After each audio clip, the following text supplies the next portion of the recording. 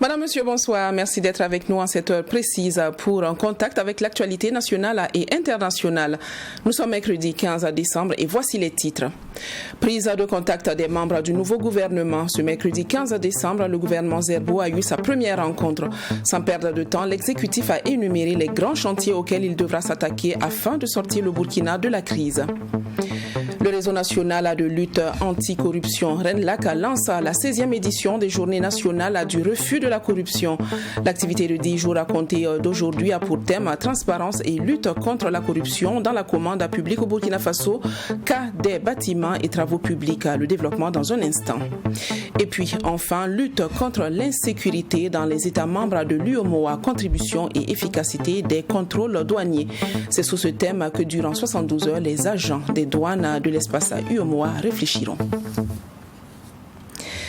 Nous commençons avec le nouveau gouvernement qui, après sa nomination le 13 décembre dernier, s'est réuni ce mercredi 15 décembre 2021. 10 nouvelles personnes ont été appelées dans ce gouvernement resserré. Elles disent à mesurer l'importance des tâches qui leur sont confiées. C'est avec beaucoup de satisfaction et de confiance qu'elles ont affirmé leur engagement à relever les défis qui les attendent pour le plus grand bonheur du peuple. Abdoulrahim Magnéni. En lieu et place du traditionnel Conseil des ministres, la journée de ce mercredi 15 décembre a été plutôt une rentrée des classes pour le nouveau gouvernement de Lassina Zerbo. Tout en saluant le travail de l'ancienne équipe, le Premier ministre dit prendre le témoin avec des consignes claires du président du Faso, de donner une nouvelle vision à sa gouvernance. Il a été fort dans ses propos et c'est ce qui m'a personnellement impressionné. Et le chef de l'État a été clair dans la dynamique de ce qu'il a compris du message du peuple. Il a parlé de discipline, il a parlé de cohésion, il a parlé d'humilité pour être à l'écoute du peuple et servir le peuple et être sur le terrain. C'est en somme ce que nous avons discuté aujourd'hui. Et moi, je tiens à dire que je suis très satisfait de voir qu'il y aura cette cohésion-là entre les membres du gouvernement, parce que c'est de la cohésion entre membres du gouvernement qu'il y aura cohésion aussi dans la population. L'autre sujet à l'ordre du jour de cette rencontre de prise de contact, c'est la réduction du train de vie de l'État. Et pour ce faire, le chef du gouvernement annonce la réduction des parrainages des cérémonies par ses ministres. Donc les parrainages, je ne sais pas comment on les appelle, on va essayer de réduire ça au maximum et pour que les ministres se consacrent à leur travail. On ne dit pas de ne pas aller au terrain. Et sur le terrain, les ministres iront sur le terrain, mais sur des questions essentielles et des questions qui concernent leur ministère. Donc on ne dit pas de ne pas faire du social non plus, parce que le social, ça fait partie de notre culture. Très attendu sur la question sécuritaire, l'une des préoccupations essentielles des Burkinabés, le nouveau chef du gouvernement entend apporter des réponses concrètes à cette question dans les 30 premiers jours à venir de son mandat. Il ne s'agit pas de présenter les problèmes, mais d'apporter les solutions. Qu'est-ce qu'on peut faire pour faire face à cette question de sécurité? Et nous allons discuter immédiatement avec les deux ministres pour voir les propositions concrètes qui sont sur la table, pour répondre aussi aux besoins de nos militaires et gendarmes et paramilitaires qui sont sur le terrain. C'est ça notre priorité dans ces premiers 30 jours. Sur la question de l'autorité de l'État, aujourd'hui mise à mal, Lassina Zerbo interpelle l'ensemble de son équipe à plus de rigueur et d'exemplarité et les populations à avoir un sens de responsabilité et du devoir afin de rétablir la confiance entre gouvernants et gouvernés.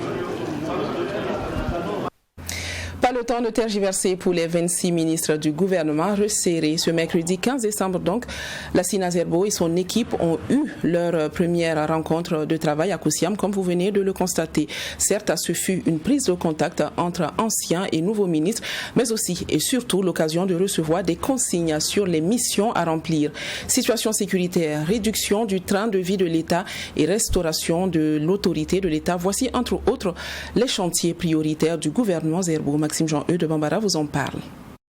C'est avec leur véhicule personnel que les 10 nouveaux membres du gouvernement sont arrivés au palais de Kosiam pour la prise de contact. Animés de sentiments de fierté d'être appelés à ce gouvernement de combat, ils se disent prêts à aller au charbon pour répondre aux besoins des populations. C'est un défi dans un contexte très chargé, au plan sociopolitique et sécuritaire, et l'enjeu est très fort. Et je voudrais avant tout remercier son Excellence, Monsieur le Président du Faso, pour avoir fait confiance en ma personne dans ce contexte-là. Et j'ose espérer que les éléments à ma disposition puissent permettre effectivement d'atteindre ces résultats et avec les différents collaborateurs, les autres membres du gouvernement. La question de l'emploi des jeunes est une priorité absolue.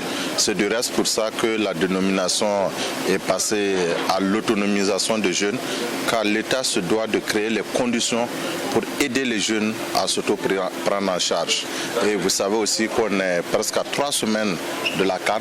Nous devons travailler à ce que nos étalons, dans ce moment difficile pour notre pays, puissent aller représenter valablement le Burkina Faso et qu'on n'entende pas parler du Burkina Faso seulement que quand on parle de terrorisme, mais aussi qu'on puisse continuer à montrer notre capacité de résilience. Si certains font leur premier pas dans le gouvernement, pour d'autres, ce sont les retrouvailles.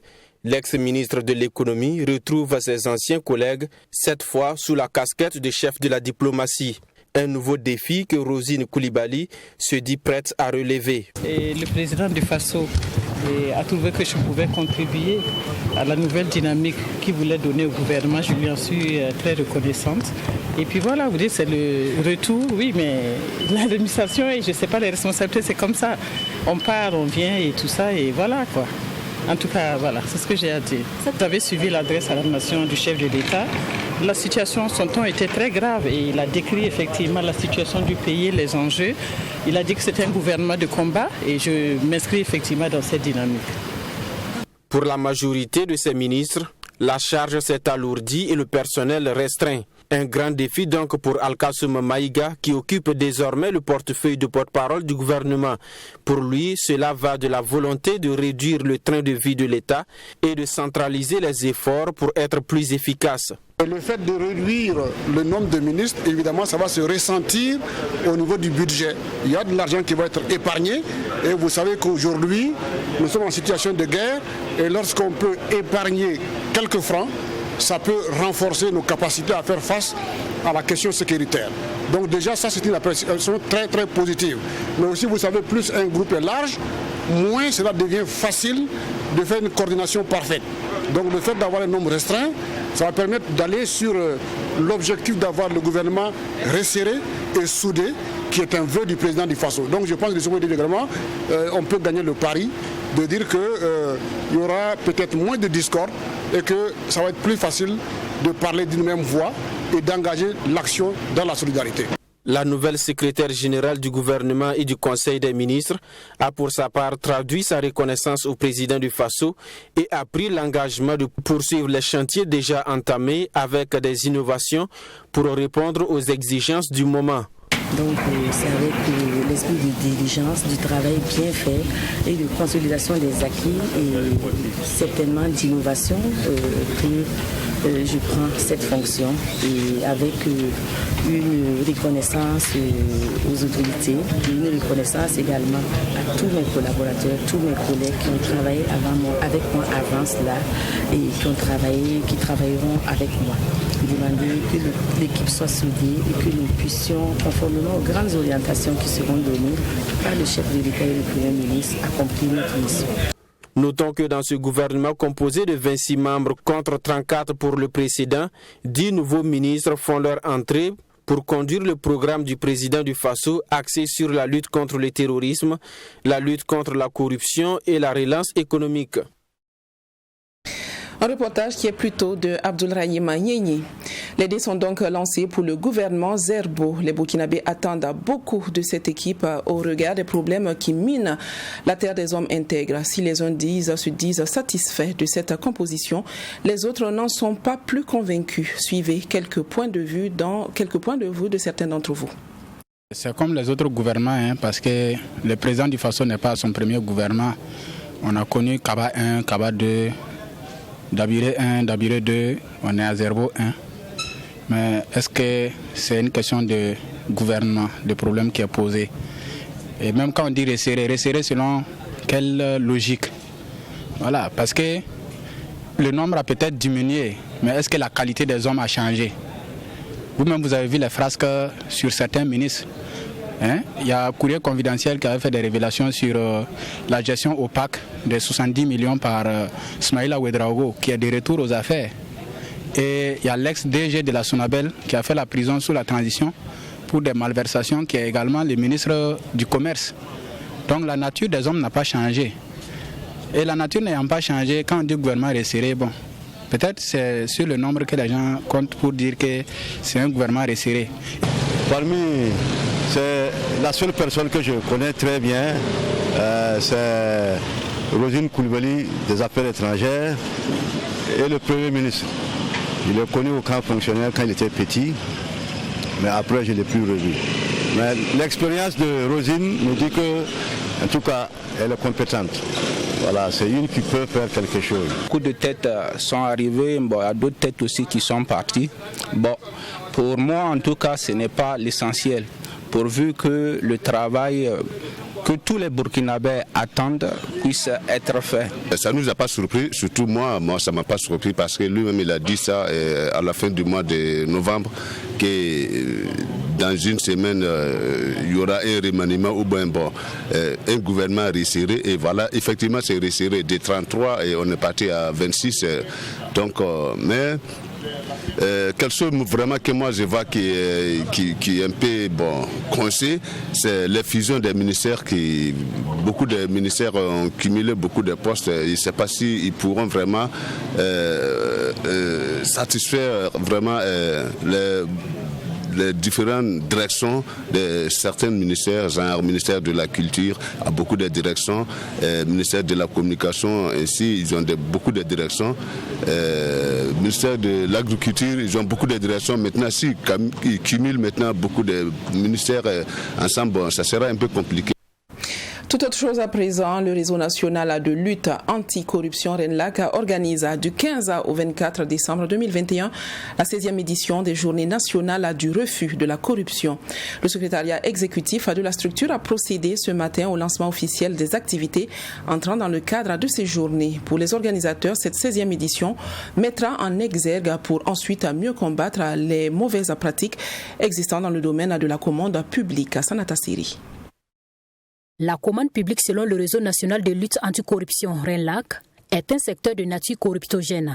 C'est pourquoi cette année, il a décidé de placer la lutte contre la corruption dans la passation et l'exécution de la commande publique au cœur des échanges de l'édition 2021 de ces journées nationales du refus de la corruption. Il ressort du rapport alternatif du Centre d'information, de formation et d'études sur le budget sur la gouvernance financière au Burkina Faso que les achats publics sont passés de plus de 350 milliards de francs CFA en 2013 à environ 378 milliards de francs CFA en 2020. Selon le RENLAC, les mécanismes actuels de régulation de la commande publique se révèlent inefficaces et l'on constate un manque de transparence et de rigueur dans la passation et l'exécution des marchés publics, avec pour conséquence entre autres l'effondrement des édifices publics. L'on ne saurait comprendre que ces écroulements récurrents d'édifices publics dont des nouvelles bâtisses, réalisées le plus souvent à coût de sommes colossales aux frais du contribuable, elles sont nombreuses, ces infrastructures publiques, à avoir cédé sous l'effet des intempéries. Rien qu'en juin 2021, le gouvernement lui-même avait estimé à 170 le nombre d'infrastructures publiques endommagées par les intempéries depuis le début de l'hivernage, dont 110 concernaient le secteur de l'éducation. La majorité de ces infrastructures avaient une durée de vie de moins de 20 ans, alors que des bâtiments construits avant les indépendances sont toujours solides. Durant ces journées, plusieurs activités seront menées par le RENLAC afin d'éclairer l'opinion publique sur les mauvaises pratiques existantes dans le secteur de la commande publique en lien avec la réalisation des infrastructures publiques et situer les responsabilités. Il s'agit notamment de panels et de conférences publiques. Un grand panel autour du thème Le thème donc que je cite, assainir la commande publique au Burkina Faso, qui aura lieu le mercredi 22 décembre, donc dans une semaine, à partir de 15h30 au Sénasa. Comme panélistes, nous aurons les principaux acteurs du processus tels que l'autorité de régulation de la commande publique, le ministère des infrastructures et du désenclavement, l'association des ingénieurs du Burkina, le syndicat des travailleurs des travaux publics, des conférences publiques dans des écoles de formation professionnelle, des ingénieurs des travaux publics et du bâtiment. Les journées nationales du refus de la corruption se tiennent du 15 au 24 décembre 2021 sous le thème « Transparence et lutte contre la corruption dans la commande publique au Burkina Faso, cadre des bâtiments et travaux publics ». Les différents débats devront à terme permettre, selon le RENLAC, d'aboutir à des recommandations pour corriger les insuffisances constatées en ce qui concerne notamment les dispositifs juridiques et institutionnels. Les différentes activités citées ci-dessus vont se dérouler à Ouagadougou et dans les 5 régions qui disposent des comités régionaux anticorruption, à savoir les Hauts-Bassins, le Centre-Ouest, le Nord, le Sud-Ouest et l'Est. Le terrorisme est un fléau qui préoccupe plus d'un. Les administrations douanières ne sont pas à l'écart de ce problème. Mieux, du 15 décembre au 17 décembre prochain, les agents de douane de l'espace à UEMOA vont se pencher sur la question et sur leur contribution dans cette lutte. Mamidriana Kamabou vous fait le point de la cérémonie d'ouverture de ce 9e forum des agents des douanes de l'espace à UEMOA. Depuis plus de 10 ans, certains pays membres de l'UEMOA font face à l'insécurité due aux attaques terroristes. Cette crise a impacté la libre circulation des personnes et des biens. À cet 9e forum des agents des douanes de l'espace UEMOA, les administrations douanières et les agents de douane comptent apporter leur contribution dans la lutte contre le terrorisme à travers une meilleure mobilisation des recettes douanières. Une lutte efficace contre la fraude douanière dans tous ses aspects fait également partie de la thématique qui sera abordée lors de ce forum. Ces agents des douanes de l'espace UEMOA envisagent une participation massive aux opérations conjointes organisées aux côtés des autres forces de défense et de sécurité. Dans le cadre de la mutualisation des forces pour lutter contre le terrorisme. Mais au niveau de l'UEMOA, vous comprenez que c'est une zone économique. L'UEMOA parle beaucoup plus économie. Mais on se rend compte que si la sécurité n'y est pas, l'économie prend un coup naturellement. Donc je pense qu'il y a un autre regroupement sous-régional qui est beaucoup plus axé sur la sécurité à travers le G5 Sahel, dans lequel regroupement beaucoup de pays membres de l'UEMOA y sont et qui coordonnent et mutualisent leurs forces pour lutter contre le terrorisme. Cela fait maintenant 11 ans que s'organise chaque année le Forum des agents des douanes des pays membres de l'UEMOA. Durant les sessions précédentes, des recommandations avaient été formulées. Des recommandations qui, selon ces agents, n'ont toujours pas connu d'effet alors que leur mise en œuvre aurait pu booster l'intégration économique des peuples des 8 pays membres de l'UEMOA. C'est donc l'occasion pour eux de faire l'état des lieux de ces recommandations et surtout de poursuivre le plaidoyer. Lorsque, par exemple, la recommandation est bien formulée, il faut voir quelle est sa portée. Je dis bien sa portée parce qu'elle peut nécessiter, par exemple, des études à mener sur le terrain ou bien des missions à effectuer. Et en ce moment, pour ce qui nous concerne, particulièrement la commission de l'UEMOA, il faut que nous puissions inscrire l'activité dans le budget. Et lorsque nous y parvenons, nous réalisons. Sinon, lorsqu'elle s'inscrit dans le cadre des activités récurrentes, nous veillons à ce qu'elle soit mise en œuvre. En plus de ces questions, d'autres sous-thèmes seront abordés pendant ce forum. Il s'agit de la question de l'origine des marchandises, des pratiques anormales et des difficultés liées au suivi du transit communautaire. Ouagadougou abrite du 13 au 16 décembre prochain la réunion annuelle du partenariat de Ouagadougou, en abrégé RAPO. Cet événement rassemble les 9 pays ouest-africains francophones. La RAPO vise à favoriser l'accès à la planification familiale et le développement de la santé reproductive. La cérémonie officielle d'ouverture s'est tenue ce mardi 14 décembre 2021. Mamidriana Kamabou vous en parle. Dans le but d'assurer le suivi de la mise en œuvre des plans d'action, les 9 pays membres du partenariat de Ouagadougou échangent sur les intérêts communs qui est la planification familiale et le développement de la santé reproductive. Cette année, la 10e réunion annuelle se tient du 13 au 16 décembre en mode virtuel et présentiel va faire passer le partenariat de Ouagadougou sur le chemin du succès, d'où le choix du thème, la planification familiale en contexte de crise humanitaire, préparation, réponse, résilience. Aujourd'hui, nous pouvons nous réjouir de ce que le partenariat de Ouagadougou a pu faire de façon globale pour le capital humain, mais aussi de façon particulière pour chaque pays. Au Burkina Faso, nous nous réjouissons parce que nous avons pu améliorer notre prévalence contraceptive qui est passée à 32%. Et nous avons des perspectives d'augmenter de 10 points, c'est-à-dire atteindre les 42% d'ici 2025. L'objectif affiché est de positionner la planification familiale au centre de l'autonomisation des femmes et des filles pour un développement harmonieux et durable des États membres de la réunion annuelle du partenariat de Ouagadougou, RAPO. Selon le ministre de la Santé, de l'Hygiène publique et du Bien-être, le Burkina Faso a engrangé des progrès notamment en matière d'expansion des offres et services de planification familiale. Grâce à la planification familiale, nous avons pu réduire de façon importante la mortalité maternelle et la mortalité néonatale. Grâce à la planification familiale, nous avons pu réduire les grossesses non désirées et les grossesses chez les adolescents. Grâce à la planification familiale, nous avons pu améliorer la vie des familles. Grâce à la planification familiale, nous avons pu améliorer l'autonomisation des femmes et des jeunes filles. Pour la célébration de ces 10 ans de la RAPO, les États membres feront le bilan des années écoulées et dégageront des perspectives. L'unité de coordination du partenariat de Ouagadougou compte parmi ses sources de financement la fondation Bill et Melinda Gates. Et c'est une tradition qui a été respectée comme à chaque fin d'année d'ailleurs. La mairie de la commune de Ouagadougou a rendu hommage hier aux forces de sécurité intérieure de la ville. C'est une délégation du conseil municipal qui s'est rendue à la direction générale de la police municipale, à la compagnie de gendarmerie du Kadiogo et au commissariat central de Ouagadougou. La représentation a remercié, échangé et recueilli les préoccupations de ces hommes de tenue qui travaillent sans relâche pour le bien-être des populations. Abdoulaye Mayeni.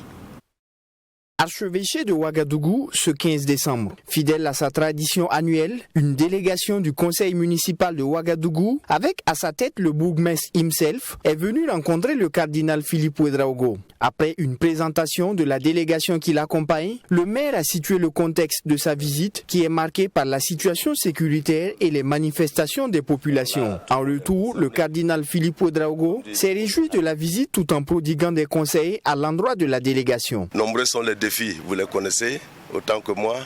Ce n'est pas toujours de tout faire au même moment, mais avec la grâce de Dieu et les efforts des uns et des autres, on peut arriver à des résultats probants. Nous les encourageons vraiment à être de bons et fidèles serviteurs du peuple, car pour nous, toute autorité n'est rien d'autre qu'un service. Et si tous les employés à tous les niveaux prennent cela à cœur, le Burkina Faso ira très loin. Ensuite, le cap a été mis sur la Fédération des Églises et Missions évangéliques FEME. Ici également, Arma Bewende et sa délégation sont venus dire merci pour l'accompagnement tout au long de l'année 2021 et souhaiter une bonne année pour 2022. C'est vraiment une très bonne chose que toutes nos autorités viennent vers nous pour qu'ensemble nous puissions prier. Parce que ce qui est essentiel pour nous, c'est que nous prions pour les autorités et nous demandons vraiment à Dieu d'intervenir dans les affaires de notre pays. Parce que nous reconnaissons que si notre nation est bâtie sur Dieu, si c'est Dieu qui est au centre, alors tout ira bien. Le groupement des compagnies républicaines de sécurité, GCRS, situé au quartier Wayalguin, a été la dernière étape de cette tournée matinale de la délégation. Ici, Arma Bewende a aussi transmis le même message de remerciement pour le travail abattu au sein de la ville, tout en encourageant les forces de sécurité à plus d'engagement pour la patrie. Depuis un certain temps, le maire est toujours resté à nos côtés pour nous encourager. Chaque année, nous recevons le maire dans nos locaux. Je pense que, en tout cas, nous avons également bénéficié de beaucoup, en tout cas, d'appui de la part de la mairie. Ce n'est pas à négliger. La visite du maire ce matin vient justement nous booster, car vous savez que nous sommes en train de lutter depuis un certain temps face à cette situation de terrorisme. Au terme de ces différentes visites, le maire central s'est dit satisfait de sa tournée. Ce matin, nous étions allés rendre une visite de courtoisie effectivement au cardinal, et à qui nous sommes allés dire merci pour sa contribution aux côtés de ses pairs et des autres religions. Et après, chez le cardinal, nous sommes allés rendre visite à la Fédération des Églises évangéliques, où le même message a été transmis. Et là, nous nous trouvons ici, un peu chez nous, au camp de la compagnie républicaine de sécurité, où nous sommes venus rendre hommage à des hommes et à des femmes qui, grâce à eux, la ville de Ouagadougou connaît la quiétude. À chaque étape de cette tournée du maire Arma Bewende et sa délégation, une enveloppe financière a été remise aux différents responsables en guise de soutien dans leur travail. Le reportage que vous venez de suivre est un reportage de Serge Kaboré. Il est relatif à la visite du maire de Ouagadougou aux communautés religieuses. Nous allons à présent découvrir le reportage de Abdoulrahim Nyenye relatif à la visite du maire de Ouagadougou aux forces de défense et de sécurité. Cette visite du maire Arma Pierre Bewende aux forces de sécurité intérieure est une expression de la gratitude du conseil municipal vis-à-vis de ces éléments pour le travail abattu au cours de l'année 2021 pour la sécurisation des biens et des personnes dans la commune de Ouagadougou. À la police municipale, d'importants acquis ont été engrangés au cours de l'année 2021. Des sorties pour la surveillance de circulation, des déguerpissements et des sorties de sensibilisation ont été effectuées par les policiers municipaux. Le maire a invité ses agents à soigner leur image auprès de la population parce qu'épinglés par le RENLAC comme la structure la plus corrompue au Burkina Faso. La couche, j'allais dire, de sécurité la plus corrompue, c'est ce que nous avons collé comme étiquette. Mais cela, c'est une interpellation dont je tenais à leur rappeler pour qu'ils puissent changer leur comportement vis-à-vis des citoyens.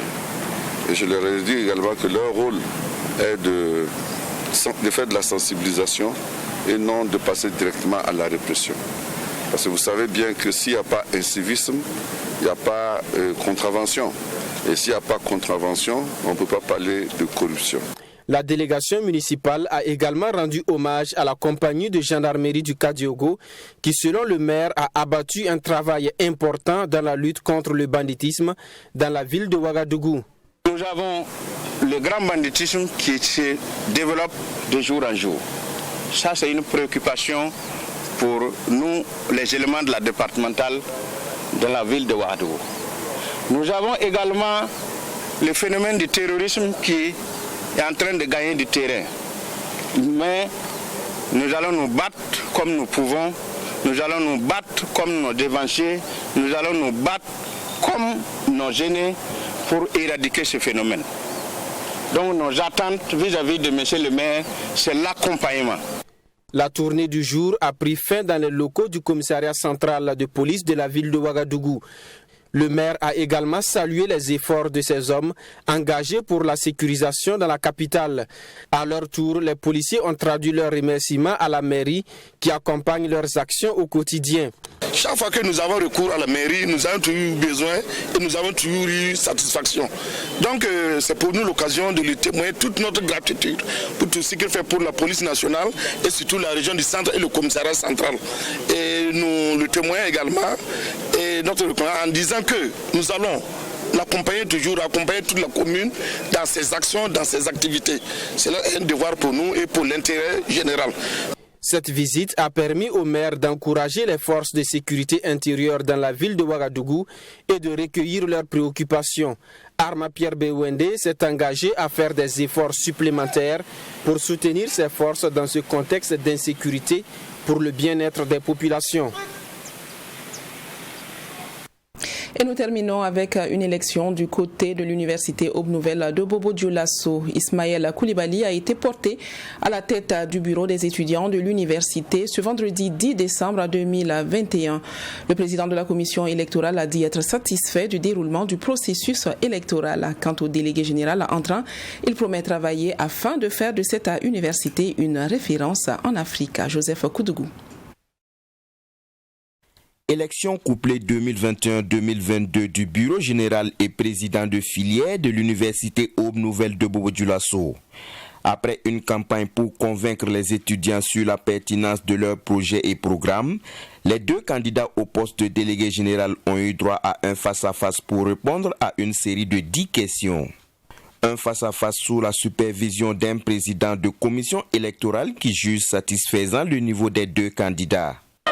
Le face-à-face, effectivement, a été très bien animé. Nous avons entendu des réponses, en tout cas que nous jugeons appréciables des candidats, bien que nous avons donné ce conseil-là. Et nous avons aussi lancé l'appel que UOBEN, c'est l'excellence. Et celui-là qui devrait représenter les étudiants de tout le campus, en tout cas, devrait faire preuve de beaucoup de connaissances, de beaucoup d'intégrité, de beaucoup de savoir-être. Voilà, sinon, le niveau du débat était bien appréciable. Oui. Après les votes qui se sont déroulés de 8h à 18h, le choix des étudiants s'est porté sur le candidat Ismaël Donald Koulibaly. Je remercie sincèrement les étudiants d'avoir mis leur confiance en moi. Et je compte bien avoir pour une relation extérieure qui ne se limite pas qu'au sein du campus, être de leur taille, faire leur lumière. Et en gros, pour le côté académique, j'aimerais vraiment me baser sur les formations, afin de montrer aux yeux du monde que l'université Aube Nouvelle, c'est la référence des jeunes excellences en Afrique. Nous attendons de lui, a priori, quelqu'un qui sait fédérer au niveau des étudiants, quelqu'un qui sait mobiliser au niveau des étudiants, quelqu'un qui sait également rester à l'écoute de l'administration parce que nous sommes partenaires. En tout cas, quelqu'un qui va dérouler un programme, comme je l'ai dit tantôt, qui fédère l'ensemble des étudiants et qui va bien sûr porter très haut l'image, en tout cas, de ce qui est l'étudiant campus Aube Nouvelle Bobo. Pour la direction et l'ensemble des étudiants, l'heure n'est pas au discours. Après la vérité des urnes, il est temps pour Ismaël Koulibaly, selon eux, de se mettre au travail car c'est au pied du mur que l'on reconnaît le bon maçon.